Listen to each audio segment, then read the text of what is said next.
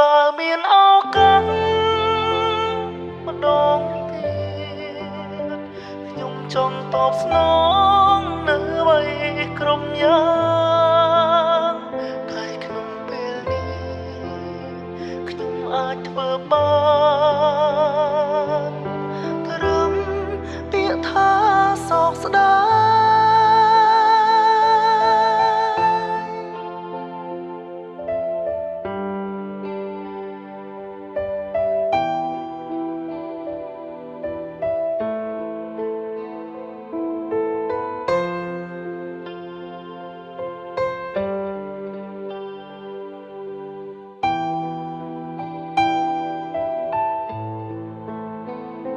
មើលរំលងស្រីម្នាក់ដែលខ្វល់ពីខ្ញុំតែពេលនេះនាងបានទៅបាត់ហើយគេមិននឹកមិនខ្វល់នឹងខ្ញុំទៀតឡើយគឺដល់ពេលហើយដែលនាងអស់អារម្មណ៍នៅ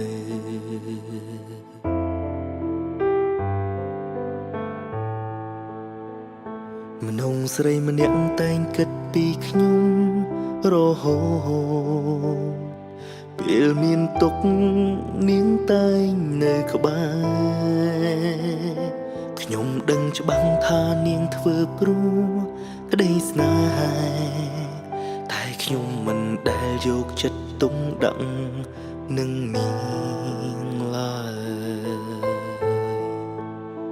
មានស្រីល្អម្នាក់នៅក្បែរខ្លួនខ្ញុំភ្លើល្ងងមិនថែរក្សាពេលគេទៅបាត់ទើបដឹងថាខ្វងគេមិនបា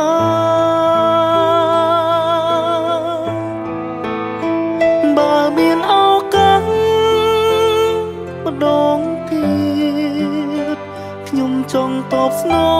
ងនៅអ្វីគ្រប់យ៉ាងតែក្នុងពេលនេះខ្ញុំអាចធ្វើបានត្រឹមពាក្យថាសោកស្ដាយ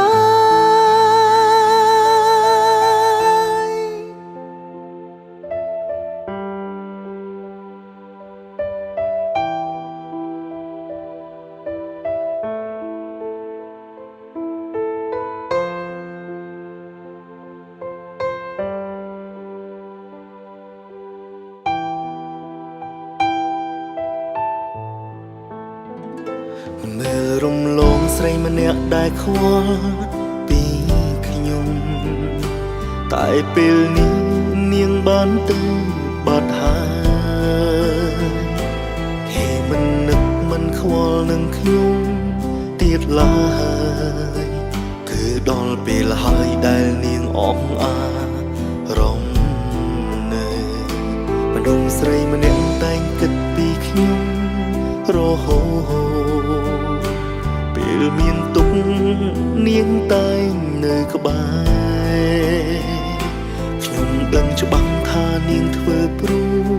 ក្តីស្នេហាតែខ្ញុំមិនដែលយកចិត្តទុំដាក់នឹងនាងឡើយមានស្រីល្អម្នាក់នៅក្បែរខ្លួនខ្ញុំភ្លើល្ងងមិនថែរក្សាពេលគេទៅបាត់ទើបដឹងថាខ្វងគេមិនបានបើមានឱកាសម្ដងទៀតខ្ញុំចង់តបស្នងនៅអ្វីគ្រប់យ៉ាងតែក្នុង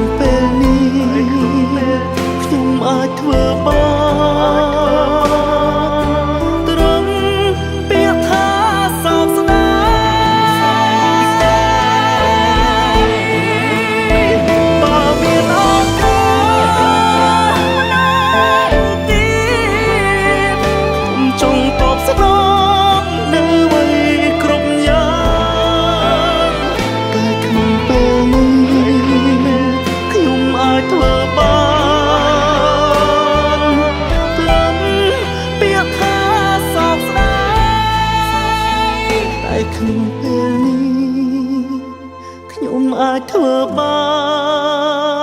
នត្រឹមពាក្យថាសោកស្ដាយ